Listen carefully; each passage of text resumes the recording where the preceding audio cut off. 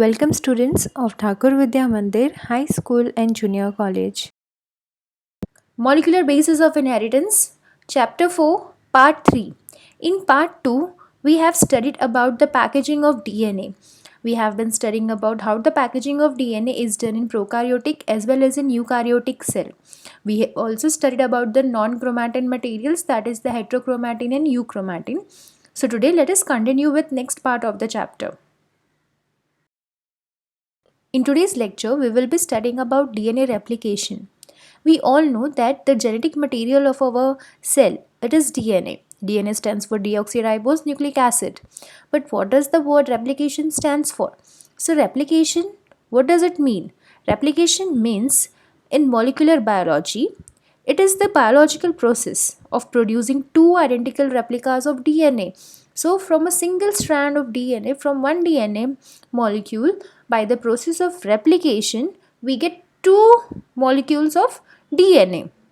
So, how this actually process takes place? Like from one molecule of DNA, we get two molecules of DNA, and that is called replication. Replica, the word means similar.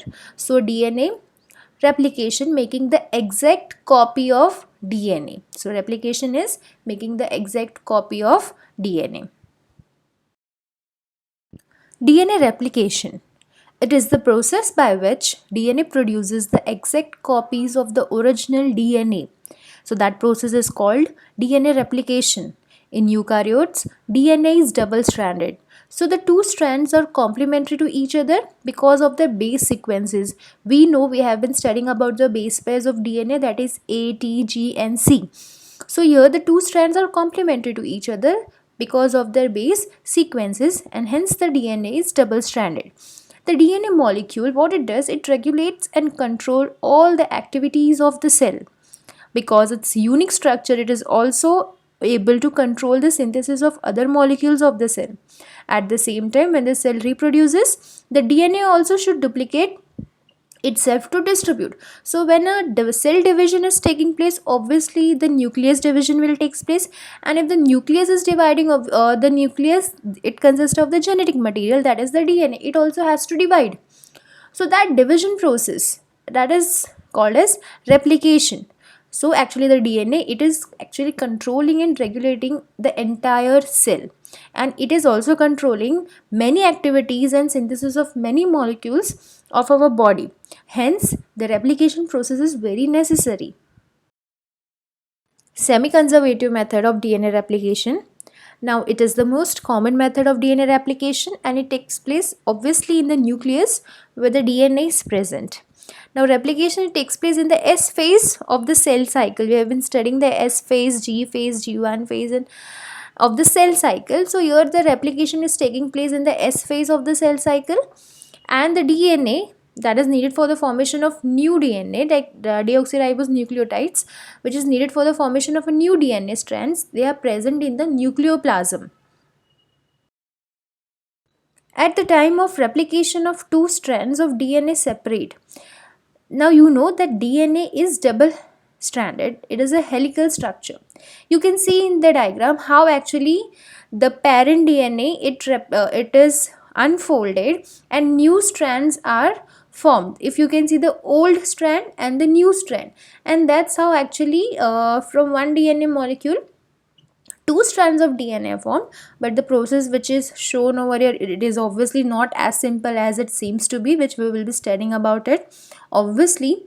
But the just idea what actually the replication is and how actually the two new DNA strands are formed is like this, and each strand, it acts as a template for the formation of a new strand. Now a parent, there will be one parent strand, and above it there will be a new strand. So the parent strand, it will be acting as a template. A new strand is constructed on each old strand by complementary base pairing. We know the base pairing G, C, A and T. That's how the base pairing go on. So hence two exactly identical double-stranded DNA molecules are formed. In each new DNA molecule, one strand is old while the other newly formed. One is the old strand and other is the newly formed, that is the new strand. Hence, Watson and Crick describe this method as semi-conservative replication. Here, the DNA strand, the strand of the DNA is not wasted, it is used. So hence it is called as semi-conservative, because the old strand is also being used and the new strand is also being formed.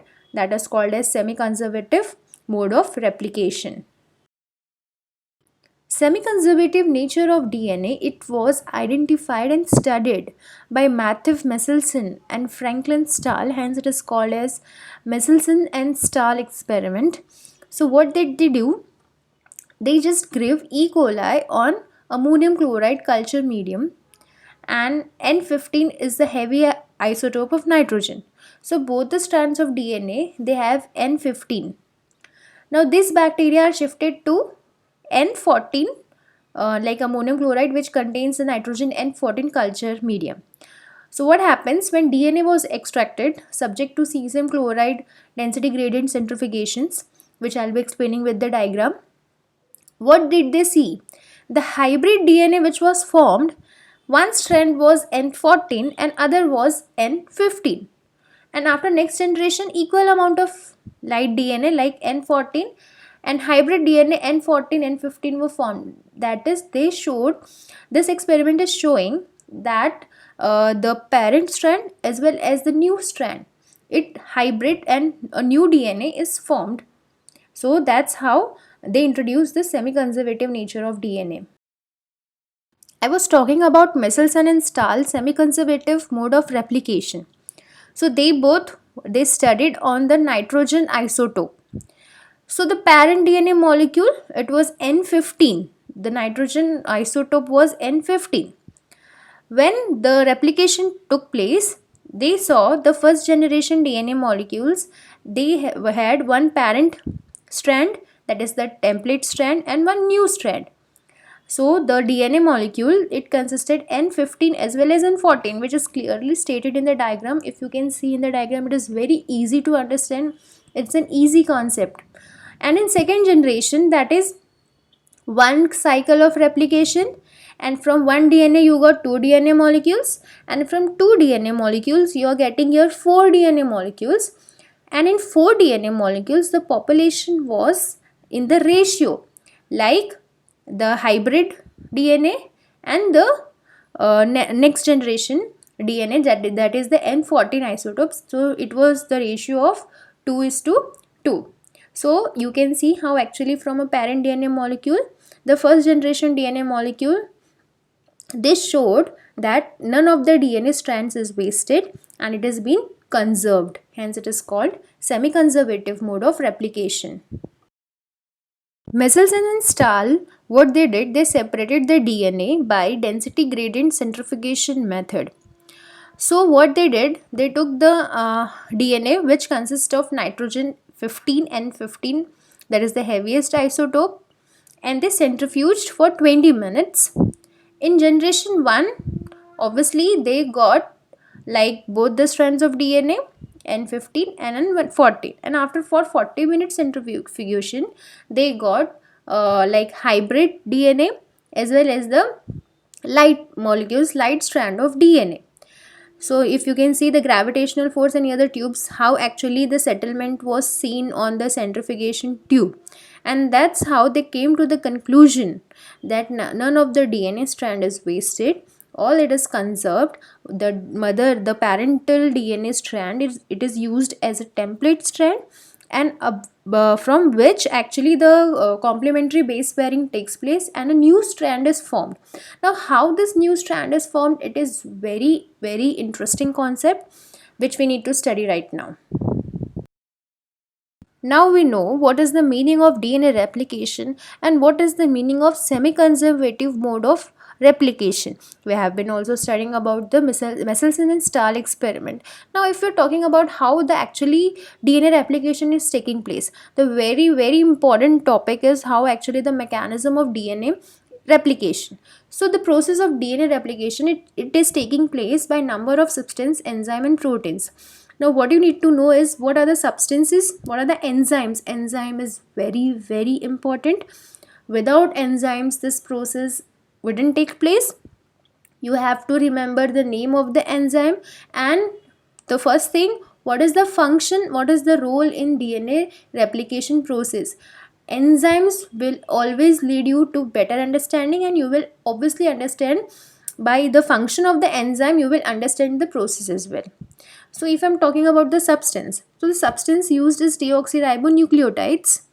Enzymes are DNA helicase, DNA polymerase 3, DNA polymerase 2 and DNA polymerase 1, RNA primase and DNA ligase. Now each enzyme has different function which I'll be teaching you.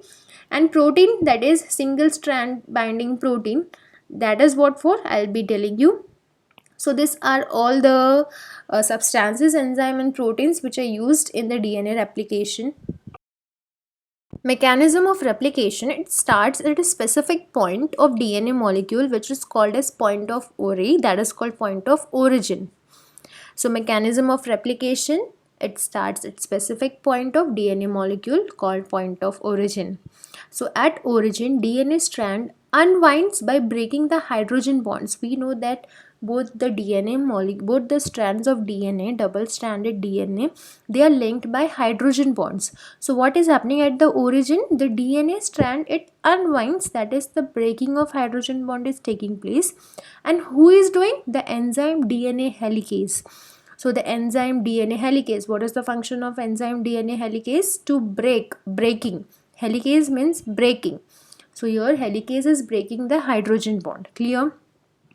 Next, at the point of separation, it appears like a fork or a Y-shaped. It is called replication fork, which we'll be seeing in the next diagram.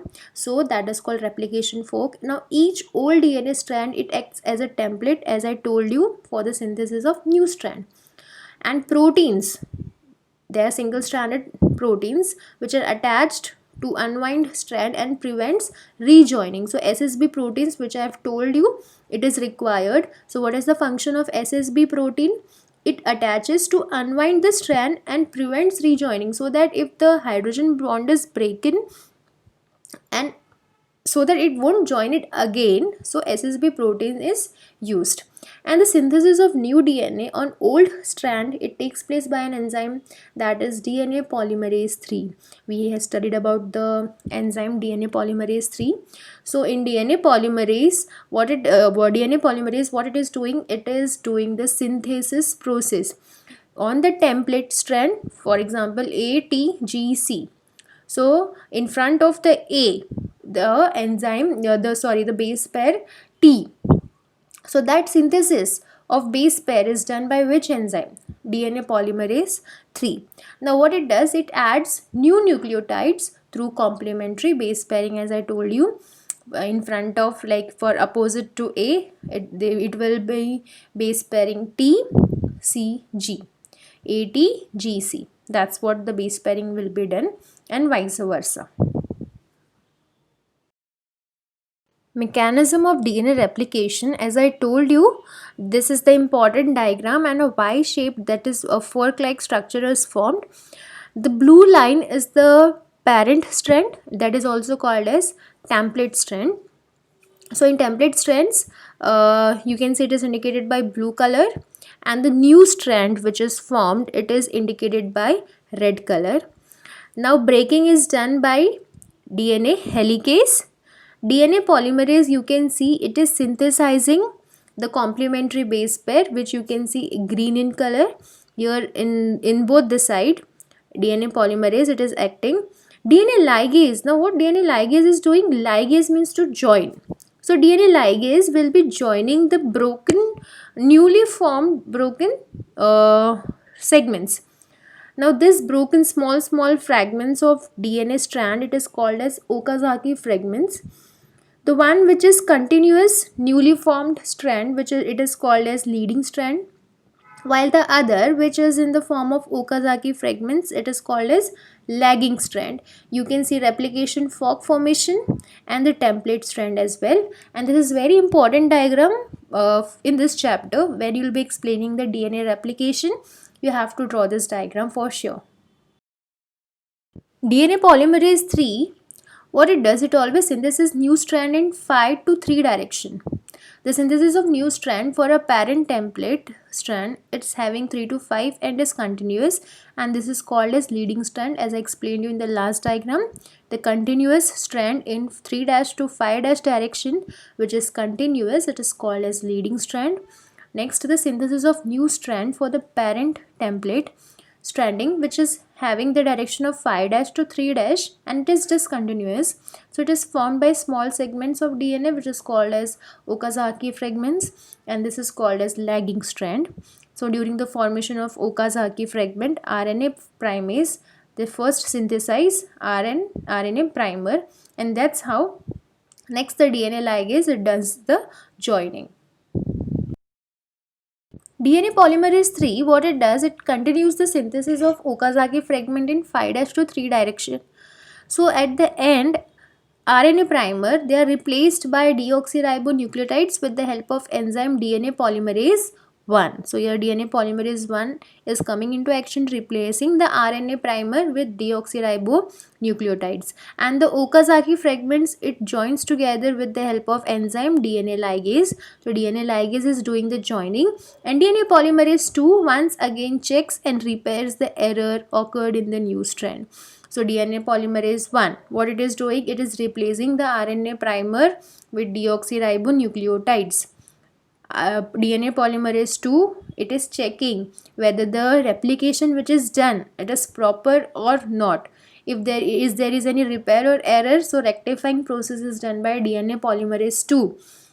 Most important step, the synthesis step, is done by DNA polymerase 3, which does the synthesis in both the direction.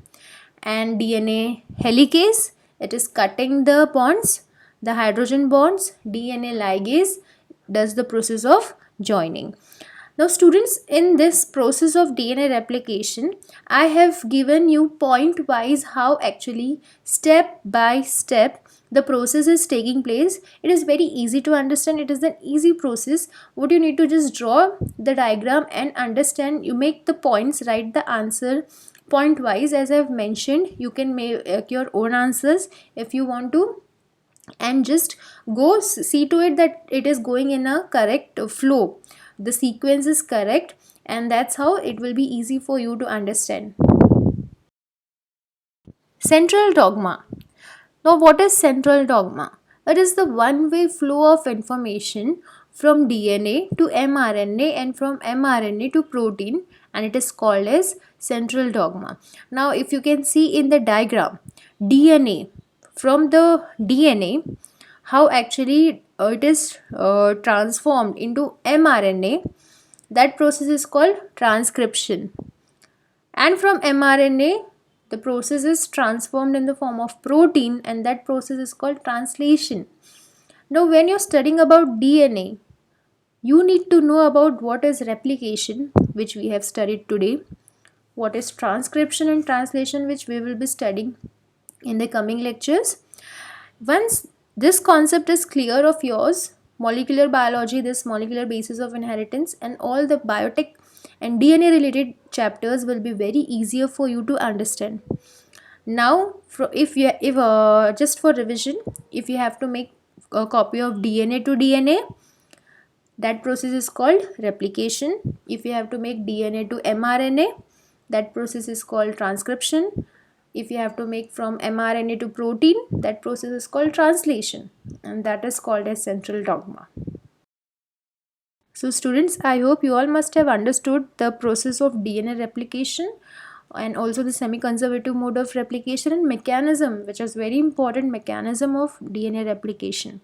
I want you all to just go through this part of the chapter and do the assignment. Thank you.